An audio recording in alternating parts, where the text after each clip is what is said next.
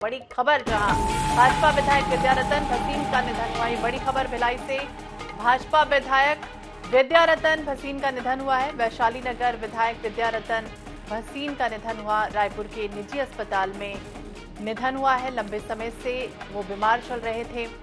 रामनगर मुक्तिधाम में अंतिम संस्कार होगा। 2 बार विधायक रह चुके हैं विद्यारतन भसीन। वैशाली नगर विधानसभा से दूसरी बार भाजपा से विधायक भी बने थे। नगर निगम भिलाई के महापौर भी रहे हैं। बता दें कि गुरुवार को दिन भर विद्यारतन भसीन की तबीयत को लेकर प्रदेश भर में हलचल रही और मुख्यमंत्री से लेकर तमाम नेताओं ने उनकी लंबी उम्र के लिए दुआ भी मांगी थी। मुख्यमंत्री भूपेश बघेल ने भी ट्वीट कर उनकी लंबी उम्र की दुआ मांगी थी, लेकिन बीजेपी विधायक विद्यारतन भसीन जिंदगी की जंग हार गए हैं। भसीन की मॉनिटरिंग में शहर के सभी बड़े डॉक्टरों को लगाया गया था और गुरुवार को आईसीयू में क्रिटिकल कंडीशन में उन्हें भर्ती किया गया था। भसीन का पूरा परिवार हॉस्पिटल में कई दिनों से डेरा जमाए हुए था। तो लंबे समय से बीमार चल रहे थे, स्वास्थ्य संबंधी बीमारियों से जूझ रहे थे, जिसके चलते राजधानी रायपुर के रामकृष्ण अस्पताल में उन्हें भर्ती भी कराया गया और इलाज के दौरान उनका निधन हुआ है। तो बता दें, केंद्रीय गृह मंत्री अमित शाह के छत्तीसगढ़ प्रवास के बीच इस बीच दुखद खबर सामने आई।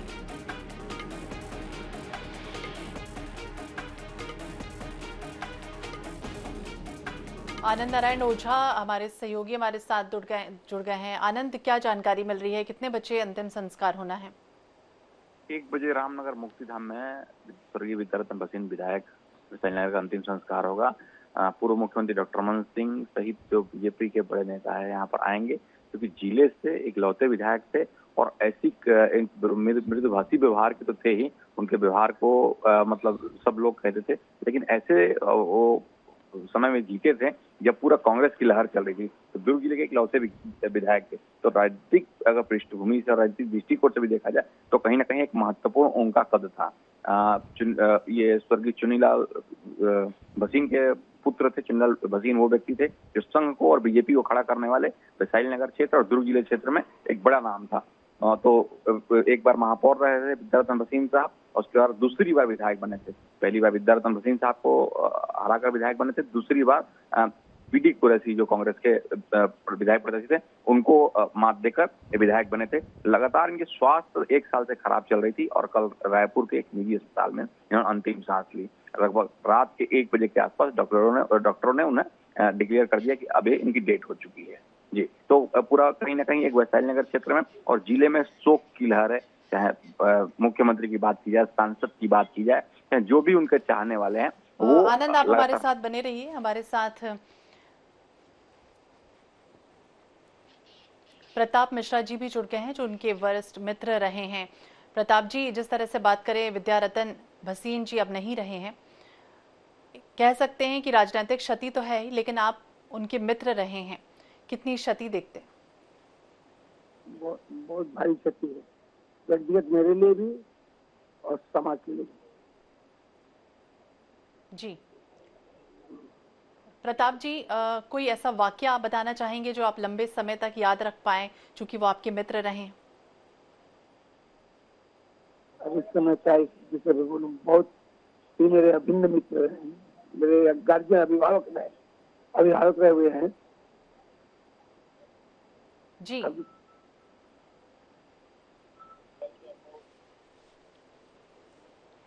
प्रताप जी की आवाज हम तक ठीक से नहीं पहुंच पा रही है।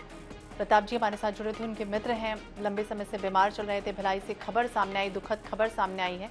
रामनगर मुक्तिधाम में उनका अंतिम संस्कार होगा। आनंद हमारे साथ लगातार बने हुए हैं। आनंद, भसीन बीजेपी के पुराने नेता रहे हैं, लंबे समय से दुर्ग जिले की राजनीति में भी सक्रिय रहे हैं। उनका आज अंतिम संस्कार होने वाला है दुर्ग जिले में। कौन कौन से बड़े नेता उनके अंतिम संस्कार में पहुंच रहे हैं, क्या खबर आपको मिल रही है?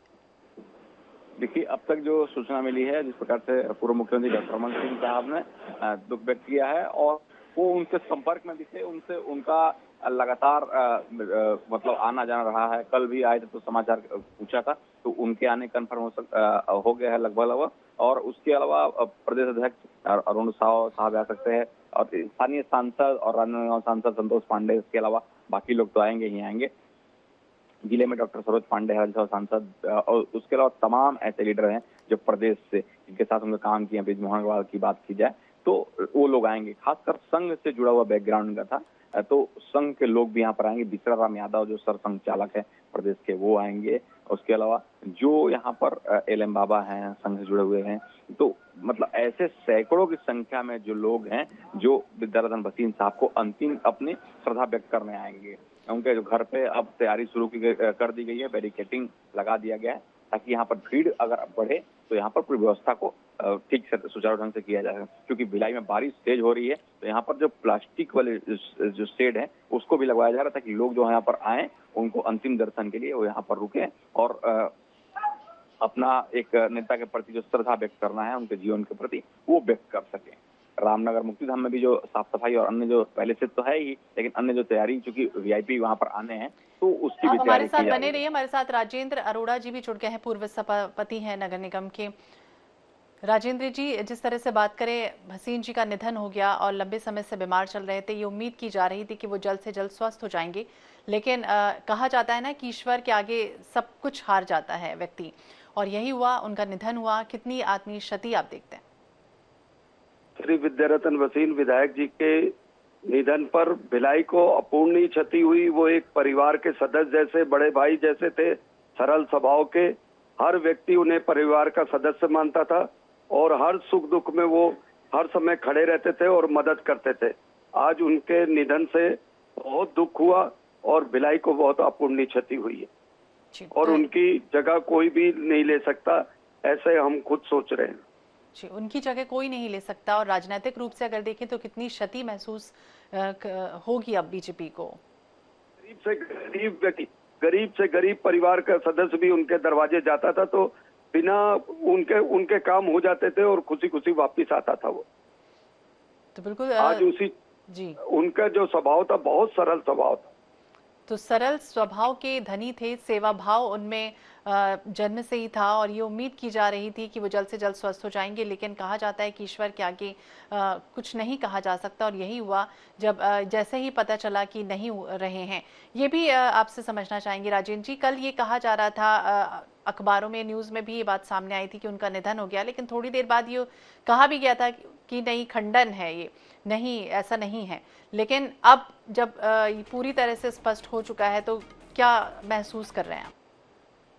ये तो उनको तो मैं श्रद्धांजलि अर्पित करता हूँ। उनका शरीर उनके घर निवास स्थान में आ चुका है, मैं वहीं पे हूँ और 1 बजे यहाँ से अंतिम यात्रा प्रारंभ होगी रामनगर मुक्तिधाम के लिए। और उनके समर्थक यहाँ जुट गए और समर्थक के भारी संख्या में यहाँ जुट गए और मैं बता सक रहा हूँ मेरे पास बोलने के लिए कोई भी शब्द नहीं रह गए उनके प्रति। इतना दुख हो रहा है मेरे को। जो 75 वर्षीय भसीन का इलाज राजधानी रायपुर में चल रहा था और उनका निधन हुआ है, लंबे समय से बीमार चल रहे थे। शुक्रिया बातचीत करने के लिए। आनंद लगातार हमारे साथ बने हुए। आनंद, जिस तरह से बात करें, कल अफवाह फैली हुई थी और कि उनका निधन हो गया, लेकिन थोड़ी देर बाद ये भी खबरें आ गई थी कि महज अफवाह थी, लेकिन आखिरकार कुछ देर बाद ये खबर की पुष्टि भी हो जाती है कि वो नहीं रहे। राजनीतिक रूप से बीजेपी को कितना बड़ा नुकसान होने वाला है? राजनीतिक दृष्टि से बात की जाए तो विद्यारतन भसीन साहब का कोई भरपाई बीजेपी के लिए नहीं कर सकता है। जब एक लहर चल रही थी भूपेश बघेल साहब की और कांग्रेस की प्रदेश में, उस समय अगर बात करें तो राजनांदगांव में पूर्व मुख्यमंत्री डॉक्टर रमन सिंह साहब जीते थे, इकलौते विधायक थे। वहीं अगर दुर्ग की बात तो दुर्ग जिले में तमाम मंत्री और स्वयं मुख्यमंत्री होने के बाद भी विद्यारतन भसीन साहब पूरी लहर में जीतकर दोबारा विधायक बन गए थे। तो इससे उनका बैकग्राउंड समझा जा सकता है कि किसी के राजनीतिक रूप से नुकसान नहीं करते थे। काम हो ना हो वो अलग का विषय था, लेकिन वो किसी को जानबूझकर नुकसान करना या परेशान करना ये नहीं करते थे। हिंदुत्व की राजनीति करते थे। अब संघ बैकग्राउंड से ऐसा समझा सकता है कि वो लगभग 3 से 4 शाखा को अपने ऊपर खड़ा किए। कालकर नगर शाखा की बात की जाए, उस शाखा में गए थे। अगर हाउसिंग बोर्ड के शाखा की बात की जाए, सरस्वती शिशु मंदिर वाली शाखा, उस शाखा में जाते थे।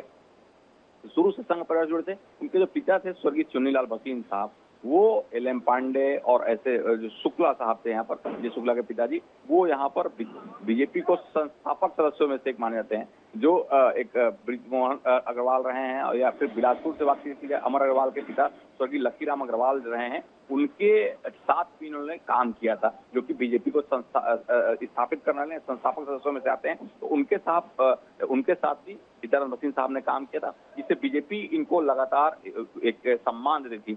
जब बीजेपी के राष्ट्रीय अध्यक्ष वर्तमान में जेपी नड्डा, उनसे सीधे सीधे इनकी बात होती थी और उनके कहीं ना कहीं दूर से रिलेटिव भी आते थे, तो वो भी उन्होंने अपना शौक व्यक्त किया है। हो सके आज वो ना आए, लेकिन आने वाले समय में परिवार के लोग जिनके भतीजे हैं ऋषि भसीन, वो बता रहे हैं कि जेपी नड्डा साहब भी आ सकते हैं। तो अब धीरे धीरे नेताओं के पहुंचने का भी सिलसिला शुरू हो जाएगा। विधायक विद्यारतन भसीन छत्तीसगढ़ बीजेपी के वरिष्ठ नेता रहे हैं, वैशाली नगर विधानसभा सीट से विधायक रहे। इससे पहले वो भिलाई नगर निगम के महापौर भी रह चुके हैं। हालांकि जिस तरह से राजनीतिक रूप से देखें तो क्षति तो जरूर बीजेपी को हुई होगी। फरवरी के महीने में आनंद, ये भी बात सामने आई थी कि फरवरी के महीने में उनकी तबीयत काफी बिगड़ गई थी। उनके ब्रेन में खून का जो थप्पा है, वो ब्लड क्लॉटिंग जमा हो गया था। उस वक्त भी उन्हें इलाज के लिए रायपुर भर्ती कराया गया था।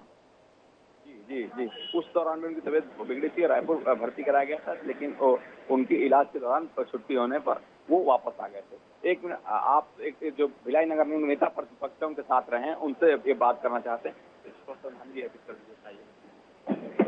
हेलो,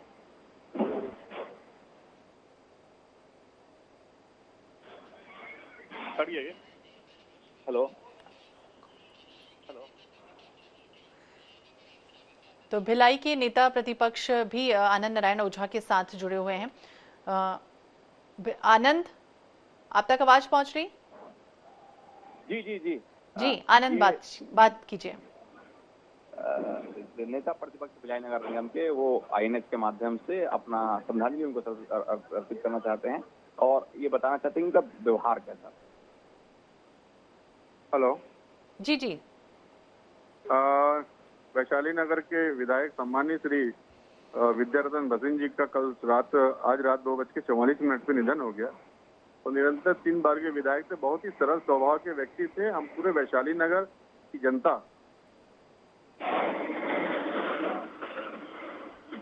एवं सभी लोग भैया को श्रद्धांजलि अर्पित करते हैं। हम सबके बीच हमारे एक अच्छे नेता नहीं रहे, इसका हमें बहुत दुख है। तो दुखद खबर सामने आई है और दुख की घड़ी में INS 24/7 भी उन्हें श्रद्धांजलि अर्पित करता है। आनंद लगातार हमारे साथ बने हुए हैं। आनंद, आपका भी बहुत बहुत शुक्रिया। तमाम अपडेट आपसे लगातार लेते रहेंगे।